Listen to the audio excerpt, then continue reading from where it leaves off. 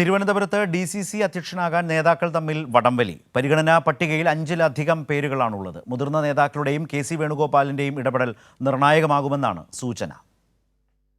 Phone സംഭാഷണത്തിൽ കുരുങ്ങി പാലോട് രവിക്ക് പദവി നഷ്ടമായി. പകരം ചുമതല മാത്രമാണ് N ശക്തന് നൽകിയിട്ടുള്ളത്. 2 ആഴ്ചയ്ക്കുള്ളിൽ AICC പുതിയ DCC അധ്യക്ഷന്മാരെ പ്രഖ്യാപിക്കുമെന്നാണ് ലഭിക്കുന്ന വിവരം. പരിഗണനാ പട്ടികയിൽ നിരവധി പേരുകളുണ്ട്. KC വേണുഗോപാലിൻ്റെ അനുയായിയും മുൻ KPCC സെക്രട്ടറിയുമായ മണക്കാട് സുരേഷ്, പ്രതിപക്ഷ നേതാവ് VD സതീശൻ്റെ നോമിനി ചെമ്പഴന്തി അനിൽ, യുവജന നേതാവ് എന്ന നിലയിൽ ശബരിനാഥൻ എന്നിവരാണ് ആദ്യ 3 പേരുകാർ.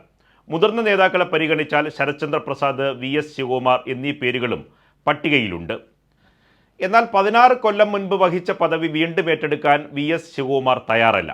KPCC വർക്കിംഗ് പ്രസിഡന്റ് പദവിയിൽ എത്തുമെന്നാണ് ശിവകുമാർ പ്രതീക്ഷിച്ചിരുന്നത്. പക്ഷേ അവസാന നിമിഷം തടയപ്പെട്ടു. പകരം DCC അധ്യക്ഷൻ പദവി വേണ്ടെന്നാണ് ശിവകുമാറിൻ്റെ നിലപാട്. മാത്രമല്ല, നിയമസഭാ തെരഞ്ഞെടുപ്പിൽ വീണ്ടും ഒരു അവസരമാണ് ശിവകുമാറിൻ്റെ പ്രതീക്ഷ.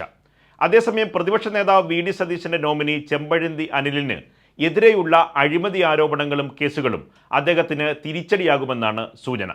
ഇവർക്ക് പുറമെ M വിൻസെന്റ് MLA പേരും ചില നേതാക്കൾ പുതുതായി മുന്നോട്ട് വയ്ക്കുന്നുണ്ട്. MLA പദവിയിൽ തുടരുന്നതിനാൽ അദ്ദേഹത്തെ പരിഗണിക്കാൻ സാധ്യത കുറവെന്നാണ് സൂചന. തലസ്ഥാനത്തുള്ള മുതിർന്ന നേതാക്കളായ AK Antony, VM Sudheeran, Ramesh Chennithala, K Muraleedharan എന്നിവരുമായി നേതാക്കൾ ആശയവിനിമയം നടത്തിക്കഴിഞ്ഞു. പാലോട് രവി തുടരട്ടെ എന്ന നിലപാടാണ് മുരളീധരൻ നേതാക്കളെ അറിയിച്ചത്. പക്ഷേ അതിനുശേഷമാണ് ഫോൺ സംഭാഷണത്തിൽ കുരുങ്ങി പാലോട് രവിയെ പദവിയിൽ നിന്ന് ഒഴിവാക്കിയത്.